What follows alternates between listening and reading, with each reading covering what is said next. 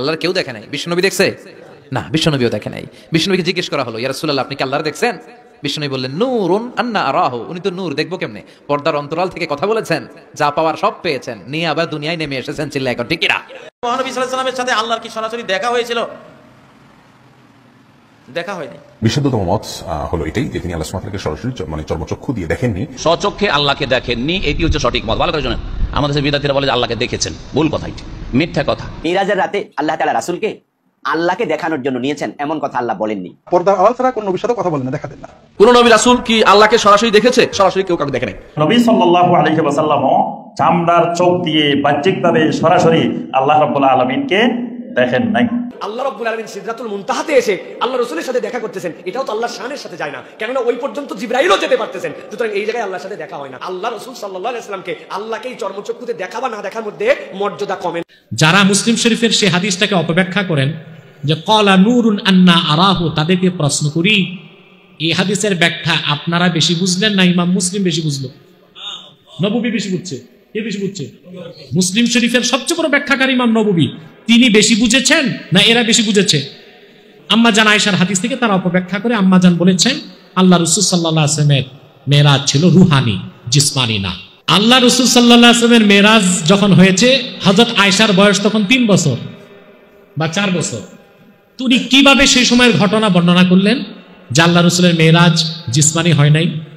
সেই 27 জন জলিলুল কদর সাহাবীর riwayতের বিপক্ষে আম্মা জান আয়েশার মুরসাল হাদিস কোনোদিন দলিল হবে না। আমরা প্রত্যেক মুসলমান বিশ্বাস করি আল্লাহ রাসূলের মেরাজ ছিল জিসমানি এবং আল্লাহ রাসূল চর্মচোখে আল্লাহকে দেখেছেন। কিছু বাতিলপন্থী হাদিসের অপব্যাখ্যা করে বলে যে রাসূল করিম সাল্লাল্লাহু আলাইহি ওয়াসাল্লাম সিদরাতুল মুনতাহা পর্যন্ত গিয়েছেন এবং আল্লাহকে দেখেন নাই। তাদের কথার পক্ষে কোনো দলিল নাই। আম্মা জান আয়েশা রাদিয়াল্লাহু তাআলা আনহা থেকে তারা যে হাদিসটি দলিল হিসেবে উল্লেখ করে, সে হাদিসটি দলিল হবে না। আম্মা জান আয়েশার হাদিস থেকে তারা অপব্যাখ্যা করে আম্মা জান বলেছেন আল্লাহ রাসূল সাল্লাল্লাহু আলাইহি ওয়াসাল্লামের মেরাজ ছিল রুহানি, জিসমানি না। এখন বলেন, আল্লাহ রাসূল সাল্লাল্লাহু আলাইহি ওয়াসাল্লামের মেরাজ যখন হয়েছে, হযরত আয়েশার বয়স তখন 3 বছর বা 4 বছর। তিনি কিভাবে সেই সময়ের ঘটনা বর্ণনা করলেন যে আল্লাহ রাসূলের মেরাজ জিসমানি হয় নাই? এরকম হাদিসকে বলা হয় মুরসাল। কি বলা হয়? 27 জন জলিলুল কদর সাহাবী বর্ণনা করেছেন রাসূলুল্লাহর মেরাজ হয়েছে জিসমানি। সেই 27 জন জলিলুল কদর সাহাবীর riwayতের বিপক্ষে আম্মা জান আয়েশার মুরসাল হাদিস কোনোদিন দলিল হবে না। কথা বুঝতে পারছেন? আর রাসূল করিম সাল্লাল্লাহু আলাইহি ওয়াসাল্লাম আল্লাহ সুবহানাহু ওয়া তাআলাকে চর্মচোখে দেখেছেন। এই ব্যাপারে হাদিস, অসংখ্য হাদিস আছে। মুসলিম শরীফের একটি হাদিসের অপব্যাখ্যা অনেকে করে।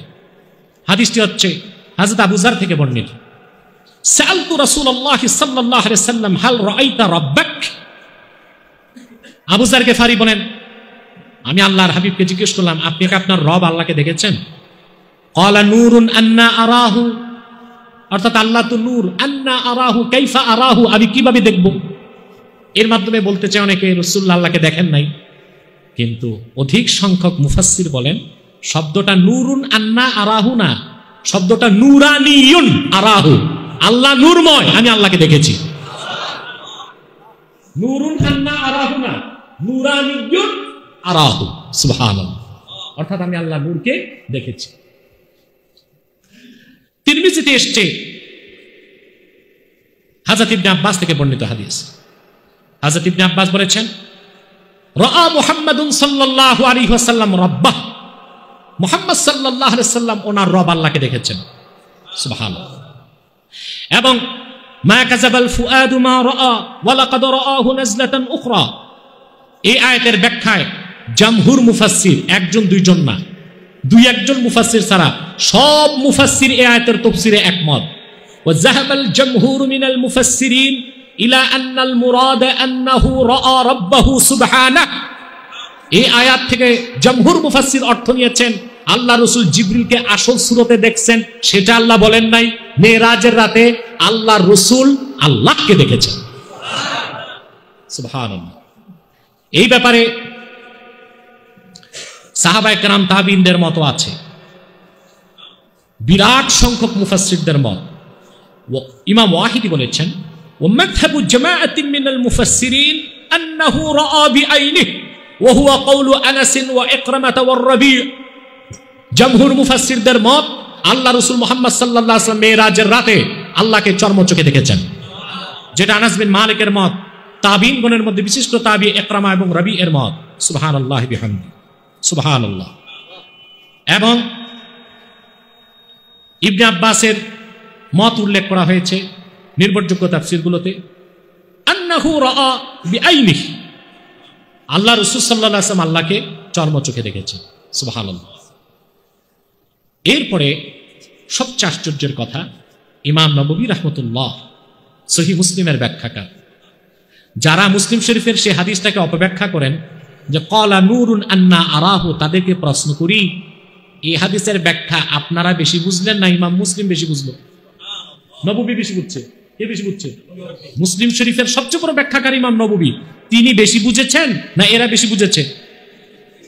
তার মত মোল্লা আলী কারি উল্লেখ করেছেন, আপনার এটা মিশকাতুশ শরা মিরকাতের 10ম খণ্ডে 351 পৃষ্ঠায় উল্লেখ করা হয়েছে।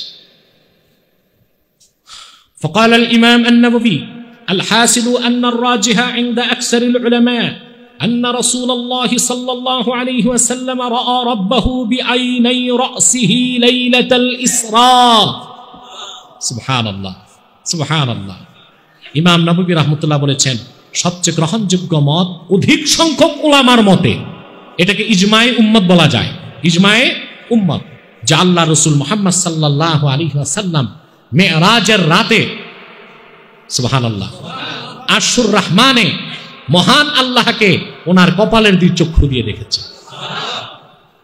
আমরা এই কথাগুলো কি বিশ্বাস করি? মুতাজিলা, খাওয়ারেজ আর কট্টরপন্থী যারা লামাযহাবী নাজদি, তাদের বাতিল আকীদা আমরা বিশ্বাস করি না। এটাই আহলুস সুন্নাহ ওয়াল জামাতের মতগুলো আমরা শুনেছি। আল্লাহ যেন মেরাজের এই আলোচনা থেকে আমাদেরকে, আমাদের অন্তরে নূরকে পয়দা করে দেন, বলুন আল্লাহুম্মা আমিন। এখন যারা সমবেত আছেন তাদেরকে আমার নসিহত থাকবে, এই মেরাজের রাতে ধুলক বুলক ছাড়িয়ে, সাত আকাশ পাড়িয়ে সিদরাতুল মুনতাহার উপরে ফাকাস সামাওয়াতিস সাবঈন আরশুর রহমানে আল্লাহ আপন দোস্ত মুহাম্মদুর রাসূলুল্লাহ সাল্লাল্লাহু আলাইহি ওয়াসাল্লামকে দাওয়াত করে উম্মতের জন্য সবচেয়ে বড় হাদিয়া দিলেন 5 ওয়াক্ত নামাজ। ঠিক না? সে সালাতকে বাদ দিলে আপনি মুসলমান হবার যোগ্যতাই হারিয়ে ফেলবেন। তাহলে আমরা শপথ নিচ্ছি, আমরা 5 ওয়াক্ত নামাজ জামাতের সাথে পড়ব ইনশাআল্লাহ। আল্লাহ কবুল করুন।